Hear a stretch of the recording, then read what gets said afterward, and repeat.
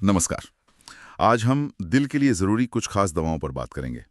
हमारे पास एक स्रोत है essential cardiac drug regimens and cautions, और हम इसी से समझने की कोशिश करेंगे कि ये दवाएं कैसे काम करती हैं, इनकी डोज क्या है और क्या सावधानियां रखनी होती हैं।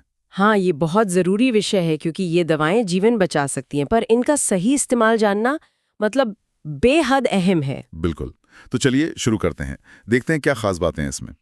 पहली दवा है एडेनोसिन।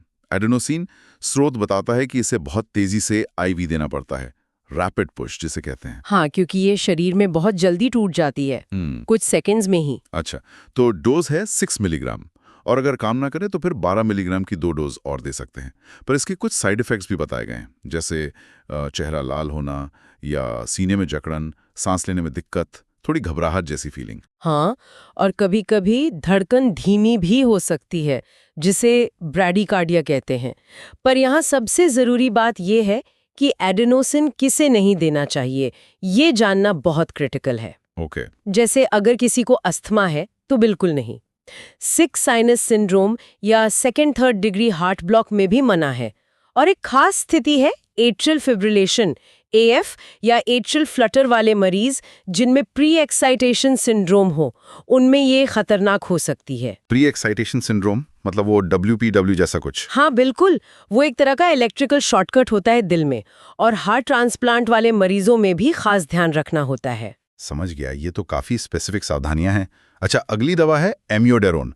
इसकी लोडिंग डोज थोड़ी ज्यादा है, 5 मिलीग्राम प्रति किलो, लगभग 300 मिलीग्राम है ना? हाँ, जो 15 से 30 मिनट में दी जाती है, और फिर मेंटेनेंस डोज है करीब 900 मिलीग्राम अगले 24 घंटे के लिए। और इसे 5% ग्लूकोज में मिला के और सेंट्रल लाइन से देना बेहतर बताया गया है, CVC से।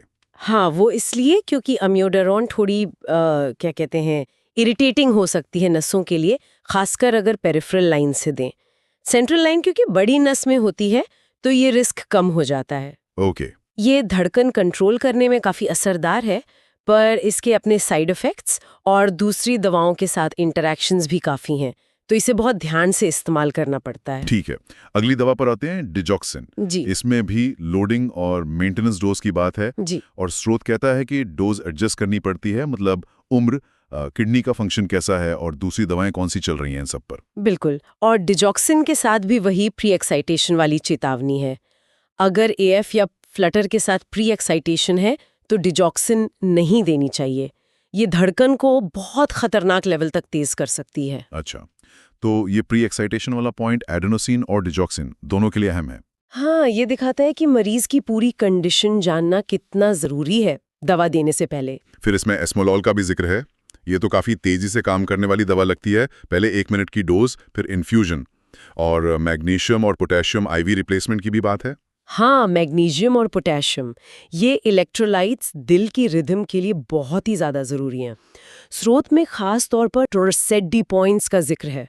ये एक बहुत खतरनाक किस्म की तेज़ धड़कन होती है, उसमें मैग्नीशियम तुरंत देना जान बचा सकता है। अच्छा, तो इनका लेवल सही रखना बहुत जरूरी है। बिल्कुल, टारगेट लेवल भी दिए हैं स्रोत में।